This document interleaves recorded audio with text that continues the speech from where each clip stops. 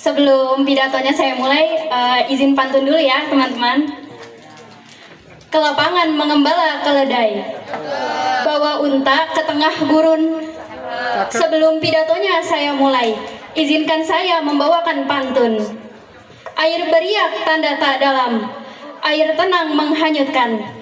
Izinkan saya ucapkan salam untuk para hadirin sekalian. Assalamualaikum warahmatullahi wabarakatuh. Waalaikumsalam warahmatullahi wabarakatuh. Alhamdulillah wassalatu wassalamu ala sayyidina Muhammadin Rasulillah wa ala alihi wa sahbihi wa man walah. Wa ashhadu an la ilaha illallah wahdahu la syarikalah wa ashhadu anna sayyidana Muhammadan abduhu wa rasuluhu la nabiyya ba'dah. Pertama-tama dan yang paling utama, marilah kita panjatkan puja dan puji syukur kita kehadirat Allah Subhanahu wa ta'ala atas limpahan segala nikmat dan karunia-Nya kepada kita semua, terutama nikmat iman dan nikmat Islam serta nikmat kesehatan dan kesempatan sehingga kita dapat berkumpul di tempat ini. Salawat beserta salam semoga senantiasa tetap terlimpah kepada baginda kita Nabi Muhammad Sallallahu Alaihi Wasallam beserta para sahabat dan para pengikutnya yang setia hingga hari kiamat. Yang terhormat para dewan juri yang adil dan bijaksana, hadirin wal hadirat seiman seagama rahimakumullah.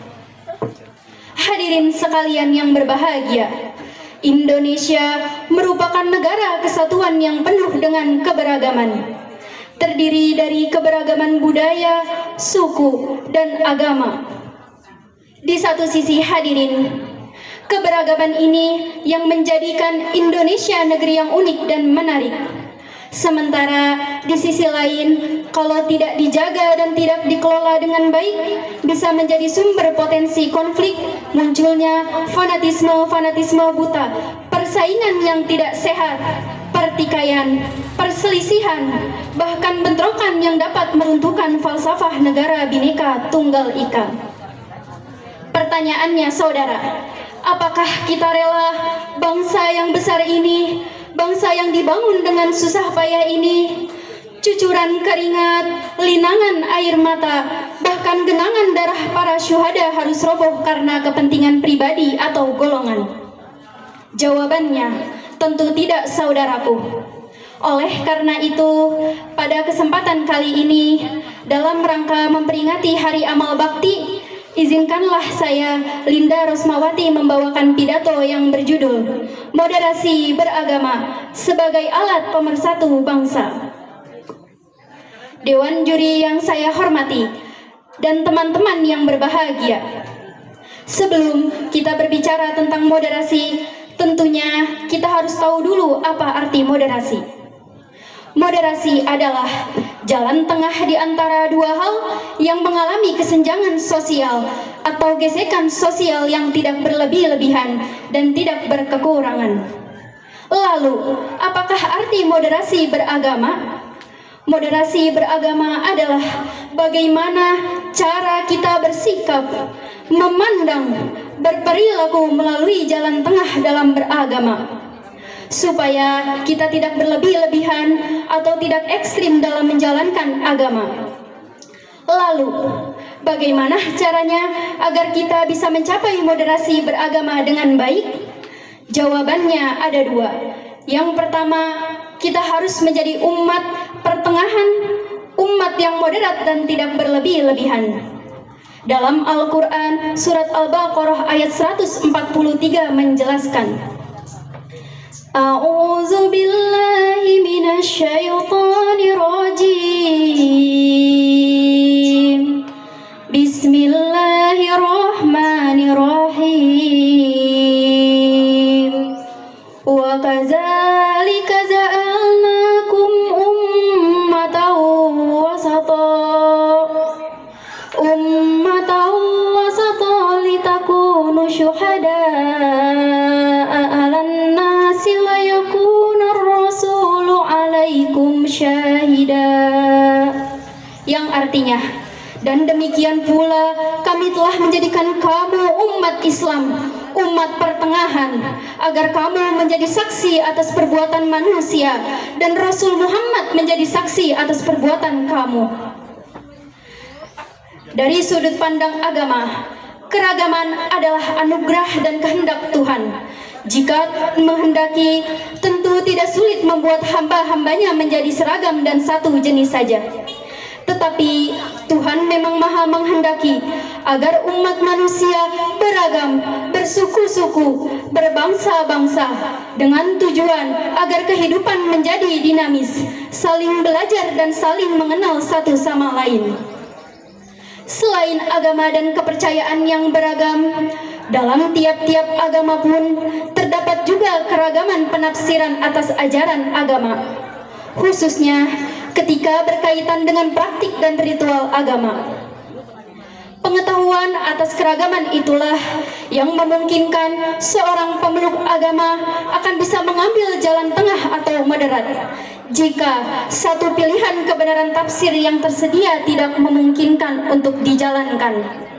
Sikap ekstrim biasanya akan muncul manakala seorang pemeluk agama tidak mengetahui adanya alternatif kebenaran tafsir yang lain yang bisa ia tempuh.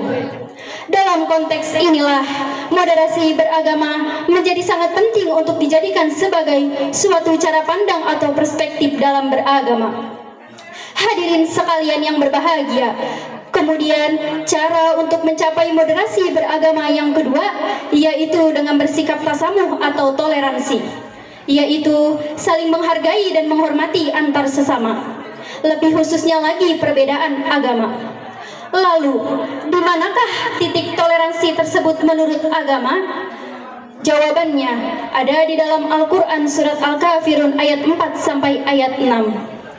A'udzu billahi minasyaitonir rajim. Bismillahirrahmanirrahim. Wala ana abidum ma abadtum wala antum abiduna ma a'bud lakum dinukum waliyadin. Yang artinya, dan aku tidak pernah menjadi penyembah apa yang kamu sembah, dan kamu tidak pernah pula menjadi penyembah Tuhan yang aku sembah. Untukmu agamamu, dan untukulah agamaku. Itu adalah prinsip toleransi yang langsung Allah jelaskan di dalam Al-Quran.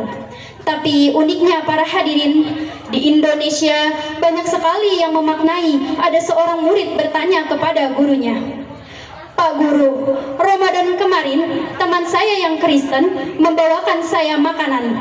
Lalu dia mengucapkan kepada saya, 'Selamat menjalankan ibadah puasa.'" Pertanyaannya, apakah seperti itu yang dinamakan toleransi? Lalu, di manakah letak titik toleransi kalau seperti itu? Ini bukan toleransi namanya, karena Allah sudah jelas menyebutkan, bagimu agamamu dan bagiku agamaku. Mungkin itu demikian pidato singkat yang dapat saya sampaikan. Semoga teman-teman bisa mengambil hikmah dari apa yang sudah saya sampaikan. Sebagai kesimpulan, kita sebagai umat Islam harus bisa melaksanakan dua prinsip dari tegaknya moderasi beragama. Yang pertama, kita harus menjadi umat yang berada di tengah-tengah, umat yang moderat dan tidak berlebih-lebihan. Yang kedua, kita harus bersikap toleransi terhadap siapapun, dimanapun dan kapanpun, agar tercipta negara yang damai ini. Demikian pidato yang dapat saya sampaikan. Sebelumnya saya ingin membawakan pantun terlebih